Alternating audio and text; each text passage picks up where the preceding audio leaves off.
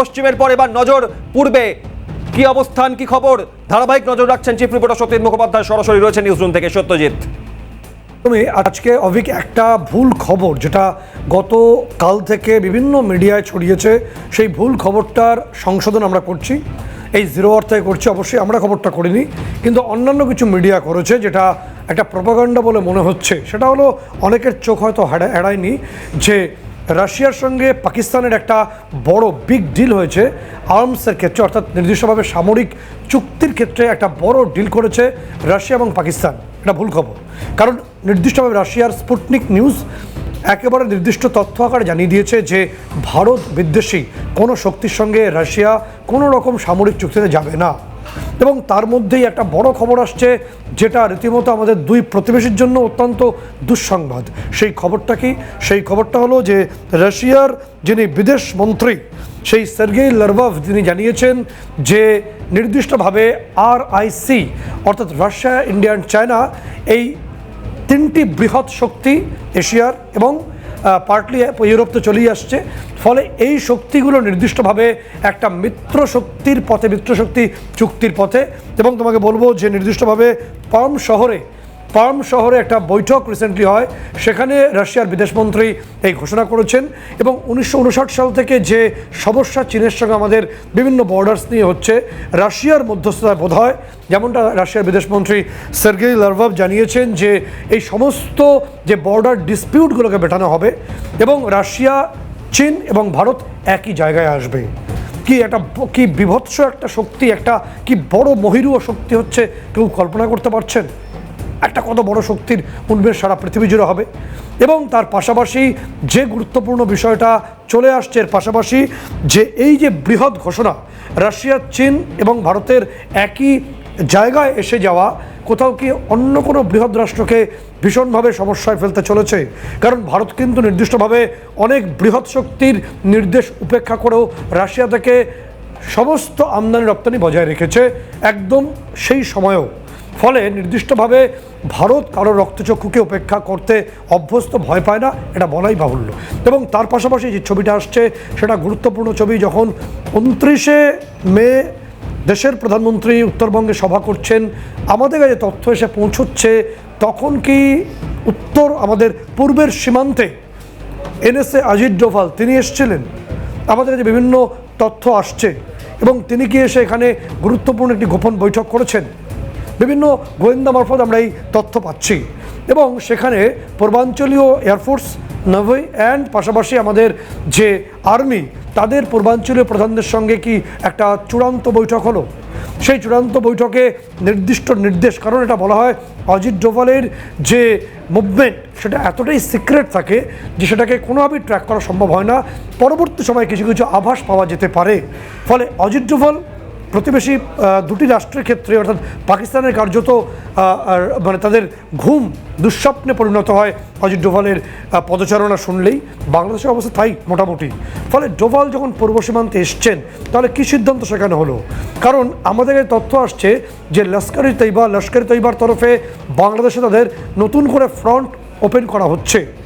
এবং কখন করা হচ্ছে, কখন এই বৈঠক বলে আমরা জানতে পারছি, কখন এই গোয়েন্দা রিপোর্ট আমাদের কাছে এসে পৌঁছচ্ছে, যখন অপারেশন শিল্ড নিয়ে পাকিস্তান আবার আতঙ্কে। তারা ক্লোজ মনিটরিং করছেন হারুনবাদ এলাকা থেকে, আমরা ছবি দেখাবো।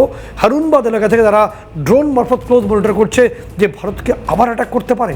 কারণ ইতিমধ্যেই আমাদের প্রতিরক্ষা মন্ত্রী তিনি গতকালে INS বিক্রান্তে গিয়ে হুঁশিয়ারি দিয়েছেন যে আর সামান্যতম ভুল করলে পাকিস্তানকে 4টে টুকরো করে দেওয়া হবে। কি বলেছেন আমাদের প্রতিরক্ষা মন্ত্রী রাজনাথ সিং, সেই তথ্য শুধু শোনাবো, দেখুন। दुनिया जानती है अगर पाकिस्तान ने इस बार कोई नापाक हरकत की तो हो सकता है कि इस बार की ओपनिंग और किसी के द्वारा ना हो, हमारी नेवी के द्वारा होगी। প্রায় একটা কথা শুনছি আমরা অভিক, প্রায় বলা হচ্ছে যে পাকিস্তানের শেহবাজ শরীফ তিনি গত দিনও বলেছেন, আমাদের কাছে সেই বক্তব্য এসে গেছে, আমরা দেখাবো দর্শকদের, যে ব্রাহ্মসের যে মানে আমাদের যে এয়ার স্ট্রাইক করেছিলাম আমরা, আমাদের যে প্রত্যাঘাত হয়েছিল, সেই আতঙ্ক এখনও তাড়া করে ফিরছে পাকিস্তানের প্রধানমন্ত্রী শেহবাজ শরীফকে। তিনি সরাসরি বিভিন্ন সভায় গিয়ে বারে বারে বলছেন সে কথা, সেই বক্তব্য আমরা দর্শকদের দেখাবো। এবং তার পাশাপাশি বাংলাদেশের যে, বাংলাদেশ বলা ভুল, ইউনুস সিন্ডিকেটের যে দ্বিচারিতা, সেই ছবিটা আমরা দেখাবো। কারণ সেনাবাহিনীর মধ্যে বিভাজিত করে মোহাম্মদ ইউনুসের সিন্ডিকেট লালমনিরহাট এয়ারবেস দিয়ে ভারতকে কার্যত চমকাতে চাইছে। কিন্তু আমরা বলি যে ইউনুস সাহেব, আপনাদের কি আছে বলুন তো লালমনিরহাট এয়ারবেসে? আমরা বলছি লালমনিরহাট এয়ারবেসে আপনাদের মিউজিয়ামে রাখার মতো কিছু এয়ারক্রাফট বাদে কিচ্ছু নেই। আপনাদের বাংলাদেশের কাছে 8টা MiG-29K ভার্সন আছে, এবং যেগুলো এছাড়া রয়েছে সেগুলো সবই আমাদের ভারতবর্ষের যে কোনো মিউজিয়ামে আমরা রেখে দেবো। সেই মিউজিয়ামে রাখার যোগ্য কিছু এয়ারক্রাফট আপনারা লালমনিরহাটে নিয়ে গেছেন। তাই দিয়ে ভারতকে আপনারা যদি কিছু ভয় দেখানোর চেষ্টা করেন, তাহলে পরবর্তী পদক্ষেপের জন্য আপনাদের ওয়েট করতে হবে। তার কারণ অপারেশন সিঁদুর এখনও চলছে। অপারেশন সিঁদুর হবে না পূর্বাঞ্চলের ক্ষেত্রে অপারেশন ইঁদুর হবে, সেটা তো পরবর্তী বিষয়। তবে একটা বিষয় ঠিক, যে লালমনিরহাট যেভাবে আমাদের 100 কিলোমিটার দূরে, আপনারা বলছেন বারে বারে চীন আসবে, বেজিং আসবে, অনেক কিছু আসবে, কিন্তু ইতিমধ্যেই রাশিয়ার ঘোষণা নিশ্চয়ই শুনে নিয়েছেন। ভারত, চীন, রাশিয়া একটাই অক্ষে আসতে চলেছে। বিশ্ব সামরিক শক্তিতে একটা বড় পাওয়ারের উন্মেষ ঘটতে চলেছে। সত্যি আমি এখান থেকে একটা বিষয় বোঝার চেষ্টা করি, যে যখন পেহেলগাম হামলা হলো এবং তারপর পাকিস্তান সামরিক অস্ত্রের জন্য রাশিয়ার কাছে সাহায্য চাওয়া, চীনের সঙ্গে এমনকি আমেরিকার সঙ্গে যখন যোগাযোগ করে ভারতকে সেই যুদ্ধবিরতির আবেদন আমেরিকার কাছে রাখলো, এই নানা বিষয় যখন আলোচনা হয়েছে বারংবার, প্রত্যেক দিন প্রত্যেক মুহূর্তে নানা পরিস্থিতির কথা উঠে আসছিল, সেক্ষেত্রে দাঁড়িয়ে রাশিয়া, চীন, ভারত, আমেরিকা তারা কি এবার একই ছত্রে আন্তর্জাতিক ক্ষেত্রে এই সিদ্ধান্তের জায়গায় উপনীত হয়েছে? একদমই তাই। রাশিয়ার বিদেশমন্ত্রী পাম সিটিতে গিয়ে সের্গেই লারভাভ তিনি বলেছেন যে সমস্ত বর্ডার ডিসপিউট মিটিয়ে দিয়ে রাশিয়া এক্ষেত্রে মধ্যস্থতা করছে। আমাদের প্রথম থেকে বন্ধু রাশিয়া, তাদের যে প্রদয় অস্ত্র আমাদের সামরিক শক্তিকে অত্যন্ত বৃদ্ধি করেছে। অনেক কিছু বেগ এসছে, আকাশে চলেও গেছে। রাশিয়ার সঙ্গে ভারতের বন্ধুত্ব কোনোদিন চিড় খায়নি, যে কারণে আজকের যে বাংলাদেশ, তার যে জন্মের সঙ্গে যেমন ভারতের প্রত্যক্ষ ভূমিকা রয়েছে, রাশিয়ারও আছে, সবাই সেটা জানেন। ফলে রাশিয়ার তরফে মধ্যস্থতা করা হচ্ছে। একটা অক্ষে 3টে শক্তি আসতে চলেছে বিশ্ব সামরিক শক্তি রাজনীতির ক্ষেত্রে। RIC অর্থাৎ রাশিয়া, ইন্ডিয়া, চায়না নতুন শক্তি হিসাবে উন্মেষ ঘটতে চলেছে। বাংলাদেশের মোহাম্মদ ইউনুস সিন্ডিকেট নিশ্চয়ই আপনারা শুনতে পাচ্ছেন এই বিষয়টা। এবং লালমনিরহাট আমাদের চিকেন নেক থেকে মাত্র 100 কিলোমিটার দূরে। আমরা বলবো যে চিকেন থেকে আমাদের শক্তি আরও বৃদ্ধি করা হয়েছে। আমাদের S-400, আমাদের রাফাল, সেখানে সুখোই রয়েছে, তেজস রয়েছে, কোনো মিস অ্যাডভেঞ্চার নয়। তাহলে কিন্তু অপারেশন ইঁদুর হতে পারে বাংলাদেশের ক্ষেত্রে, কারণ সেটাই আপনাদের জন্য প্রযোজ্য। সিঁদুর তো অনেক বড় জিনিস, আপনারা সহ্য করতে পারবেন না। এবং তার পাশাপাশি যে বিষয়, যে ইতিমধ্যে এই ডোভেলের যে পূর্বাঞ্চলীয় ভিজিট বলে বিভিন্ন অংশ তথ্য আকার আমাদের কাছে সোর্স মারফত আসছে, তারপরেই বাংলাদেশের জঙ্গি গোষ্ঠী, প্রায় 133টি জঙ্গি গোষ্ঠী আছে, তারা কি আবার গর্তে ঢুকে যাচ্ছে। এবং আমাদের কাছে অনন্য ইনফরমেশন আসছে, সেটা আরও গুরুত্বপূর্ণ। সেটা হলো যে ভারতবর্ষের এই পূর্বাঞ্চলের ক্ষেত্রে গুরুত্বপূর্ণ সিদ্ধান্ত এবং গুরুত্বপূর্ণ গোপন বৈঠকের পরই বাংলাদেশের প্রেক্ষাপটে কতগুলো পরিবর্তন এসছে। সেই পরিবর্তনের তথ্যগুলো ভয়ঙ্কর। সেই তথ্যগুলো কি ইতিমধ্যে আমরা জানতে পারছি যে ওয়াকারুজ্জামান বাংলাদেশ সেনাপ্রধান, তিনি ধীরে ধীরে এগোচ্ছেন এবং তিনি ধীরে ধীরে পুরো দেশের ক্ষমতাটা স্টেপ বাই স্টেপ নিজের হাতে নিয়ে নিচ্ছেন। ইতিমধ্যে সেখানকার রাষ্ট্রপতি ভবন, বঙ্গভবন, তার পুরোপুরি নিয়ন্ত্রণ সেনাপ্রধান ওয়াকারুজ্জামানের হাতে এসছে, সেনাবাহিনীর হাতে এসছে। শুক্রবার দিন রাতের দিকে যে সিদ্ধান্ত হয়েছে, আমরা জানানোর চেষ্টা করব যে সেনাবাহিনী বা সেনাপ্রধানের অনুমতি ব্যতীত, অনুমতি ছাড়া এই ইউনুস গ্যাং বা ইউনুস সিন্ডিকেটের কোনো যারা উপদেষ্টা আছে, সার্জিস, মাহফুজ বা অনেক নাম আছে, এরা কেউই রাষ্ট্রপতি শাহাবুদ্দিন চুপ্পুর সঙ্গে দেখা করতে পারবেন না। এই যে সিন্ডিকেটের যে বিভিন্ন পেপারস, বিভিন্ন নোট তারা পাঠাচ্ছেন, কাগজপত্র রাষ্ট্রপতি শাহাবুদ্দিন চুপ্পুকে দিয়ে সিগনেচার করিয়ে দিচ্ছেন, এখন থেকে আর করা যাবে না, কারণ ইতিমধ্যে সেনাবাহিনীর তরফে সেই নির্দেশিকা চলে গেছে। অর্থাৎ সেনাবাহিনীর নির্দেশ বাদে স্বয়ং মোহাম্মদ ইউনুস, যিনি প্রধান উপদেষ্টা, তিনিও রাষ্ট্রপতি শাহাবুদ্দিন চুপ্পুকে মিট করতে পারবেন না। অর্থাৎ তার যে সিন্ডিকেটের সদস্য বা তার গ্যাং মেম্বাররা আছে, তারা রাষ্ট্রপতি ভবন অর্থাৎ বঙ্গভবনের আশেপাশে ঘুরঘুর করলেও তারা কেউ ভেতরে প্রবেশ করতে পারবে না, কারণ সেখানে ওয়াকারুজ্জামানের বাহিনী রয়েছে।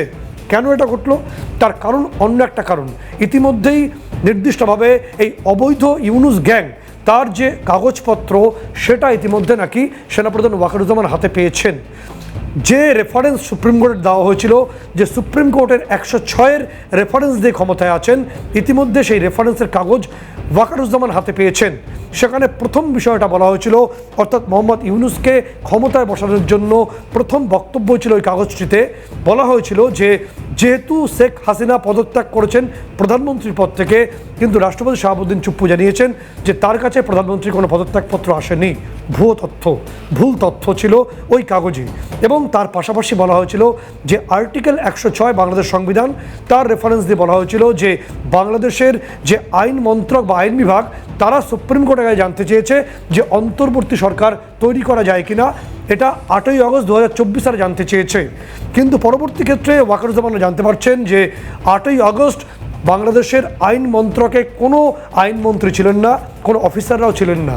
তো কারা জানতে চাইলেন? এই তথ্য ইউনূস গ্যাংয়ের কাছে নেই। কি বলছি আমরা, কেন বলছি, সেই তথ্য জানাবেন সেখানকার সুপ্রিম কোর্টের বিশিষ্ট আইনজীবী SM রেজাউল। তিনি কি বলছেন অভিক, আমরা শোনানোর চেষ্টা করবো দর্শকদের। একেবারে সুপ্রিম কোর্টের যে রেফারেন্সের কপিটা আমার কাছে আছে, সেই রেফারেন্স থেকে আমি কিছু উদ্ধৃতি দিই আপনাকে। এখানে বলা হয়েছে, দেশের বর্তমান উদ্ভূত পরিস্থিতিতে যেহেতু প্রধানমন্ত্রী পদত্যাগ করেছেন, এই জায়গায় প্রথম থামি।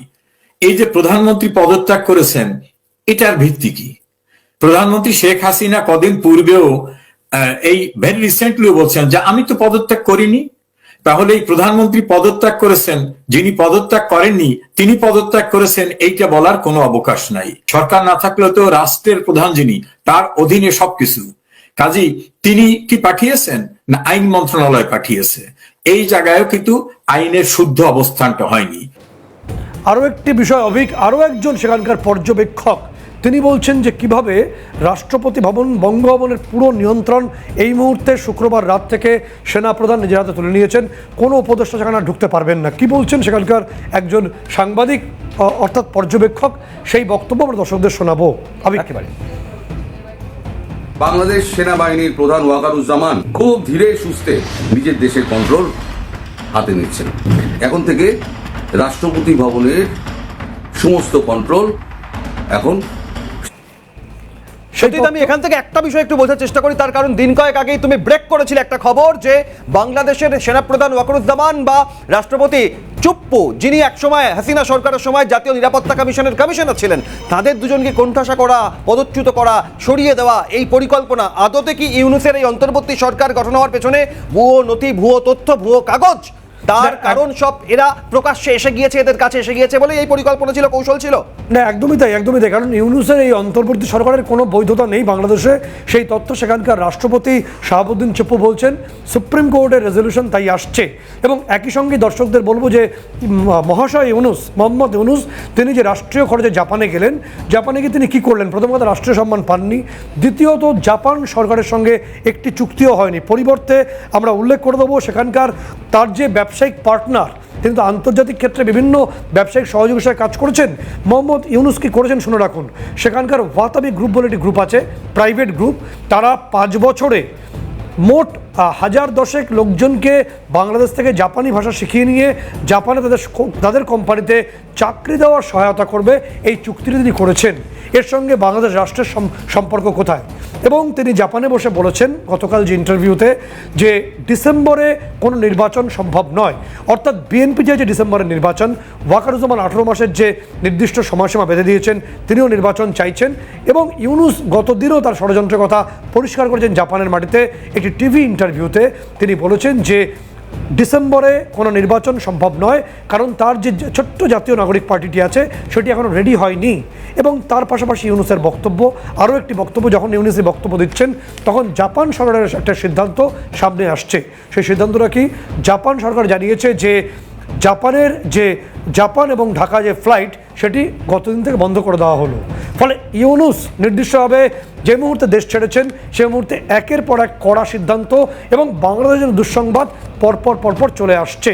এবং তার পাশাপাশি একটা ছোট্ট তথ্য দিয়ে রাখার প্রয়োজন যে জাকার্তা মেথড, যেটা ইউনূস গ্যাং তৈরি করেছে বলে সেনাপ্রধান জানতে পারছেন, এই জাকার্তা মেথড হলো যে নির্দিষ্টভাবে 133টি জঙ্গি গোষ্ঠী, তাদের সঙ্গে মবকে মিশিয়ে দিয়ে, জনগণকে মিশিয়ে দিয়ে, বিক্ষুব্ধ জনতাকে মিশিয়ে দিয়ে পরপর অ্যাটাক করো, এবং এর জন্য বাংলাদেশে রাজাকার আল বাদার বলে একটি সামরিক শাখা তৈরি করেছে ইউনুস গ্যাং বলে সামরিক গোয়েন্দার, অর্থাৎ ডিজিএফআই বাংলাদেশের সামরিক গোয়েন্দা বিভাগ জানতে পেরেছে।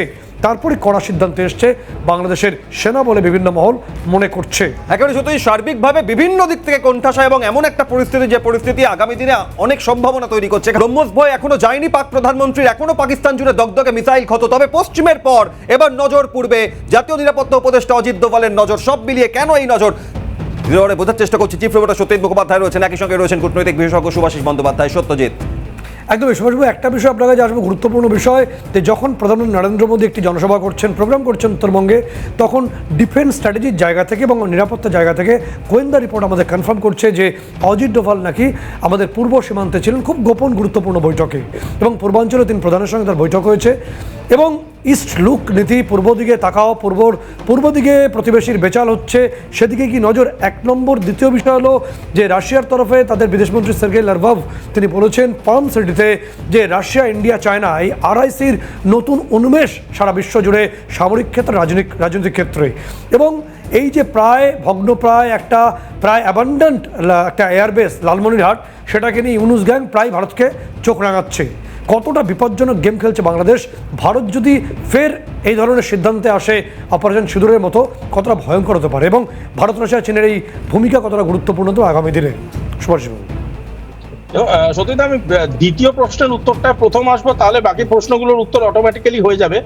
দ্বিতীয় প্রশ্নের উত্তরটা হচ্ছে ব্রিক্স যেভাবে আজকের ডেটে বিশ্বের কাছে একটা ইম্পর্টেন্ট জায়গা নিয়ে দাঁড়াচ্ছে, ব্রিক্স আগামী দিনের কোঅপারেটিভ কন্ট্রোল, যেটাকে টেকনিক্যালি বা ডিপ্লোম্যাটিক্যালি কোঅপারেটিভ কন্ট্রোল বলে বা অ্যালাইনমেন্ট কন্ট্রোল বলে, সেটা করবে পৃথিবীতে। আগামী দিনে ইউএন বা সে ধরনের কোয়াড বা যে ধরনের আদার ইউরোপিয়ান ইউনিয়ন বলুন, সেই জায়গাগুলোর বিভিন্ন রকম ভাবে পাওয়ারচ্যুত হওয়ার একটা পরিকল্পনা হতে পারে।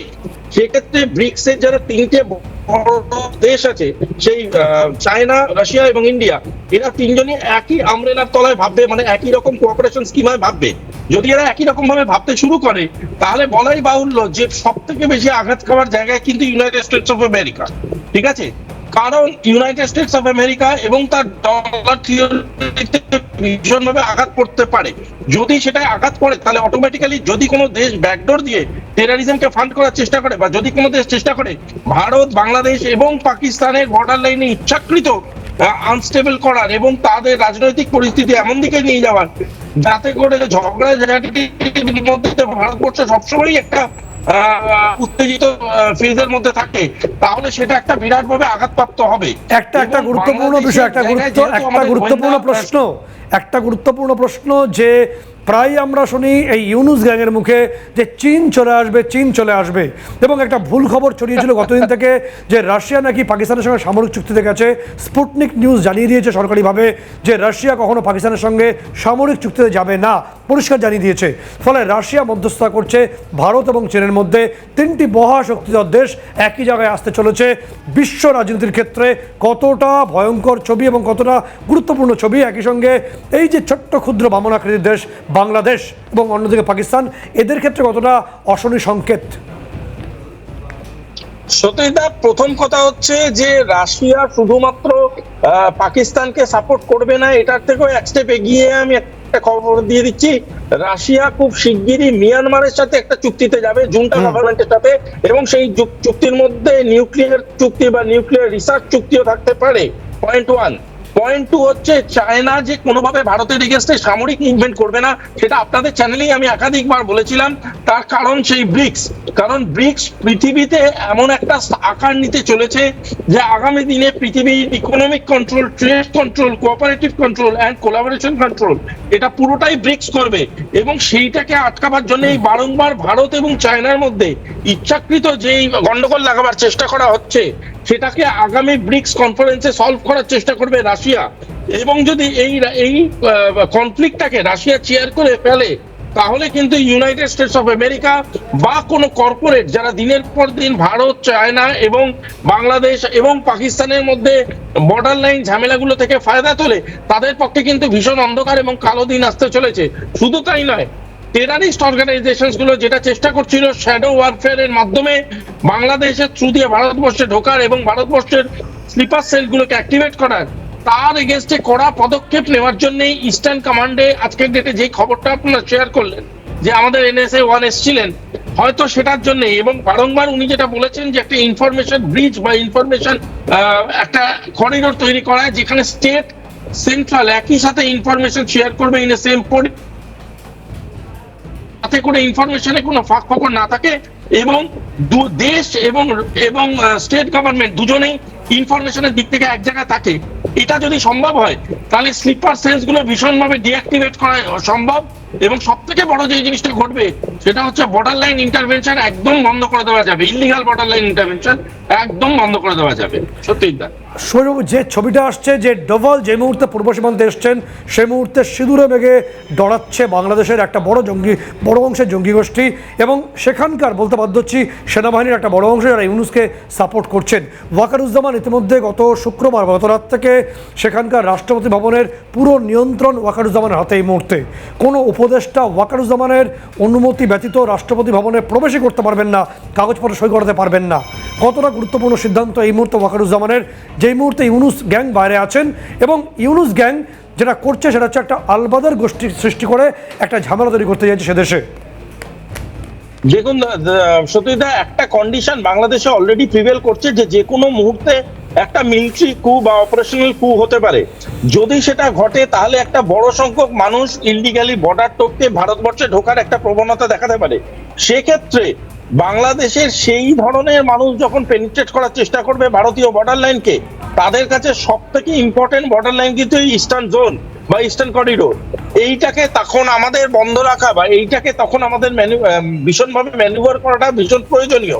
তাই জন্যে এই দিককার ফোর্সটাকে অ্যাক্টিভেটেড স্টেটে রাখার জন্যই আমার ধারণা NSA 1 এইখানকার জোর দিচ্ছে। দ্বিতীয় কথা, বাংলাদেশ একদিক থেকে বলছে আমরা ভোট করতে দেব না, মানে যেটা ইউনুস সাহেব বলেছেন জাপানে গিয়েও, মানে ডিসেম্বরের মধ্যে ভোট হবে না। অন্য দিক দিয়ে মিলিটারির কথা এতটা কন্ট্রাডিক্টরি, সেখান থেকে বোঝা যাচ্ছে there is a huge difference between Waker-Uz-Zaman and Mohammad Yunus. যদি এটা প্রিভেল করতে থাকে, এটা অবাক হওয়ার কিছু নেই যে খুব শিগগিরই বাংলাদেশে এমন একটা সামরিক শাসন আসতে চলেছে যে সামরিক শাসনটা কিন্তু ইউনুসের ইস্তফার মাধ্যমে যে কোনো দিন ঘোষিত হয়ে যেতে পারে।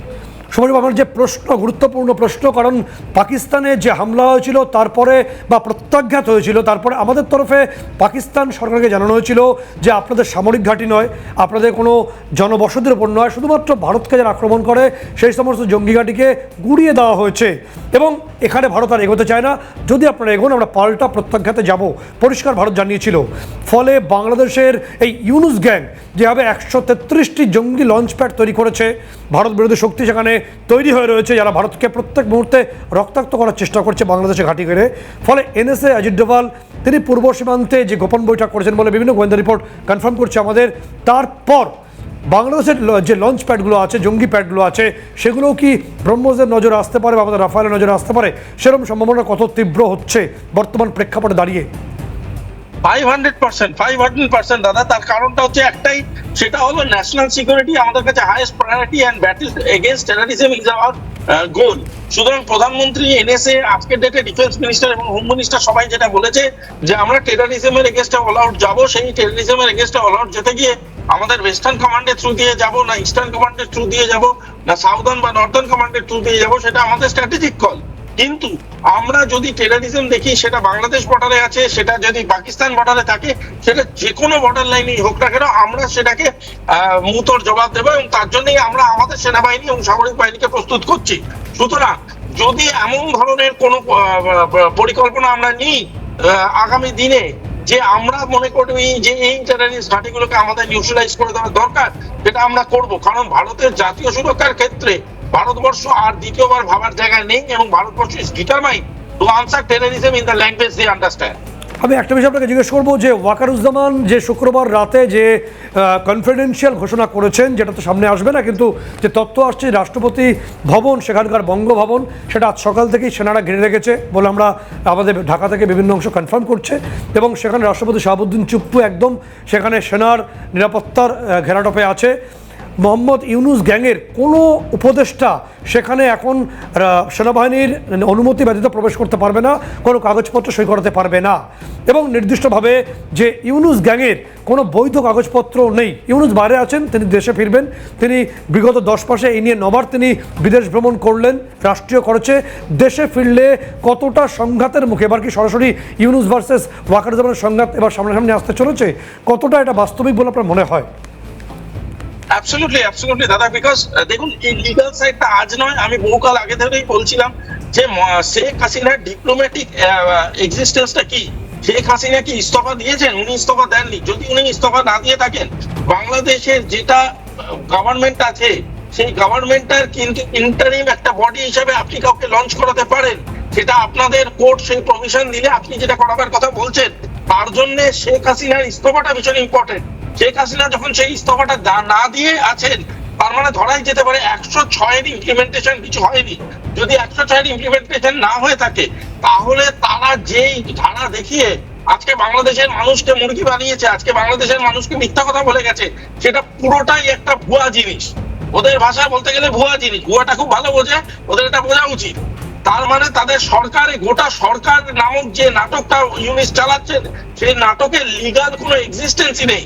কারণ লিগাল এক্সিস্টেন্স থাকতে গেলে যে দুটো ইম্পর্টেন্ট জিনিস দরকার, সেটা হলো, একটা হলো ম্যাডাম শেখ হাসিনার ইস্তফা, দ্বিতীয় জিনিসটা হচ্ছে ইস্তফা না দিলে 106-এর অ্যাক্টিভেশন হতে পারে না।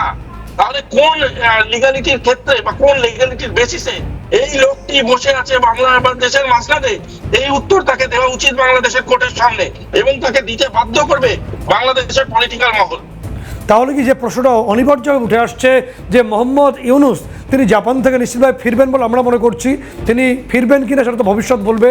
তিনি জাপান থেকে খালি হাতে ফিরলে তারপর তার যে সিন্ডিকেট, তার সঙ্গে ওয়াকারুজ্জামানের সংঘাত কতটা তীব্র হবে তার প্রথম কারণ, তিনি ডিসেম্বরে ভোট করবেন না জাপানে বসে বলেছেন। ওয়াকারুজ্জামান বলছেন ডিসেম্বরেই ভোট করতে হবে, বিএনপির তারেক রহমান তাই বলেছেন। ফলে এই ভোট নিয়ে বা জাতীয় নির্বাচন নিয়ে সংঘাত কতটা তীব্র হবে, এবং রাষ্ট্রপতি শাহাবুদ্দিন চুপ্পু তিনি কি এই ইউনুসকে অবৈধ বলে ঘোষণা করতে পারেন, সেই আইনি প্রশ্নটা কোন দিকে বা কূটনৈতিক স্তরে তার ইম্প্যাক্ট কি হতে পারে? একেবারে ঘোষণা করতে পারে শুধুমাত্র যদি কোর্ট অ্যাক্টিভেটেড হয়, লিগ্যাল কোডিয়াম অ্যাক্টিভেটেড হয়, তবে তাকে ভরসা করে তখনই প্রেসিডেন্ট সেটা ঘোষণা করতে পারে। সুতরাং আমি বারবারই বলছি, ইউনিসকে ডিসক্লেমার দেওয়ার আগে, সবথেকে আগে স্যাংশন করার আগে, সবথেকে আগে যেটা দরকার সেটা হচ্ছে কোর্টকে নির্ধারিত করা। কোর্টকে নির্ধারণ করতে হবে, একদম সুভাষবাবু যেটা বলছেন যে আদালতকে কোর্টকে নির্ধারণ করতে হবে, এবং নির্দিষ্টভাবে জাপান থেকে ফেরার পর মোহাম্মদ ইউনুস সরকার সেনাপ্রধানের সংঘাত অবশ্যম্ভাবে চূড়ান্ত। কারণ রাষ্ট্রপতি ভবনের এই মুহূর্তে নিয়ন্ত্রণ পুরোপুরি সেনাপ্রধান ওয়াকারুজ্জামানের হাতে, কোনো উপদেষ্টা সেখানে মিট পর্যন্ত করতে পারবেন না। একই সঙ্গে যে তথ্য আছে, ডোভালের পূর্ব সীমান্তে এই গোপন বৈঠকের পর নির্দিষ্টভাবে আমাদের এনএসএ তিনি গেছিলেন বলেই জানতে পারছি। এবার কি বাংলাদেশের জঙ্গি প্যাড আমাদের ব্রহ্মসের লক্ষ্যে বা আমাদের টার্গেটে আসবে, সেই প্রশ্ন বিভিন্ন মহল থেকে উঠছে হবে। একেবারে অনেক ধন্যবাদ, গুরুত্বপূর্ণ তথ্য আপনাদের সামনে তুলে ধরার চেষ্টা করলাম আমরা। অনেক ধন্যবাদ কূটনৈতিক বিশেষজ্ঞ সুভাষিস বন্দ্যোপাধ্যায়কে, ধন্যবাদ চিফ রিপোর্টার সত্যজিৎ মুখোপাধ্যায়কে। লাগাতার বাংলাদেশ বেচাল, আর এবার নজরে পূর্ব সীমান্ত ডোভাল। কোন দিকে যায় বাংলাদেশের পরবর্তী সময় হাল, নজর থাকবে আমাদের। খবরে থাকুন, সঙ্গে রাখুন সিএন।